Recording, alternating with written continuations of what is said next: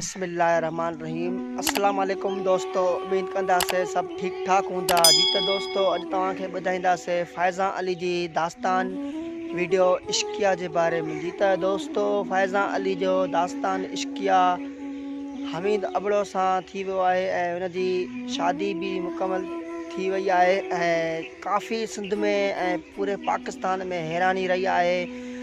केतिरा ई माण्हू परेशान आहिनि ऐं केतिरा ई माण्हू हैरान थी विया आहिनि। इन जी छा ॻाल्हि आहे, अचो दोस्तों तव्हांखे ॿुधाईंदासीं हिन वीडियो में। असांजी वीडियो पसंदि अचण खां पहिरियों असांजे यूट्यूब चैनल खे सिकंदर सेठार खे सब्सक्राइब कंदा ऐं दोस्तनि ताईं शेयर भी कंदा ऐं काफ़ी बेहतरीन जेके फ़नी वीडियो आहिनि उहे भी तव्हां ॾिसंदा असांजा। जी तो दोस्तों फ़ाइज़ा अली जे बारे में असां इहो चवणु चाहींदासीं ऐं केतिरा फ़ाइज़ा अली जा परस्तार हुया ऐं केतिरा फ़ाइज़ा अली जा चाहींदड़ माण्हू हुया। जी तो दोस्तों उहे माण्हू काफ़ी जेके इलाही परेशान, के माण्हू रोइनि पिया, के माण्हू छा ख़ुदकुशी करे छॾी, किने के माण्हू पागल थी वियो आहे ऐं के माण्हू फ़ाइज़ा अली जे बारे में इंतज़ारु करे रहिया। फ़ाइज़ा अली जे बारे में इंतज़ारु छो कयूं? इलाही माण्हुनि फ़ाइज़ा अली खे पसंदि कयो त फ़ाइज़ा अली कंहिंजे नसीब में हूंदी ऐं कंहिंसां फ़ाइज़ा अली जी शादी थींदी।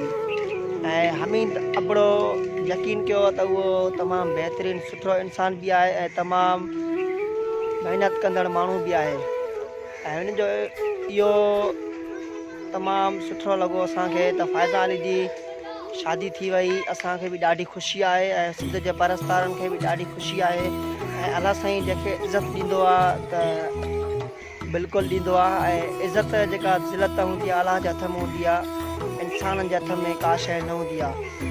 असांखे भी ॾाढी ख़ुशी थी आहे त फ़ाइज़ा अली जी शादी थी वई ऐं असांखे बेहद ख़ुशी आहे। अलाह साईं उन्हनि जी जोड़ी सलामत रखे ऐं तमामु ख़ुशि रहनि ऐं कामयाबु रहनि पंहिंजे घर वातियुनि सां ऐं पंहिंजे बचनि ॿारनि सां।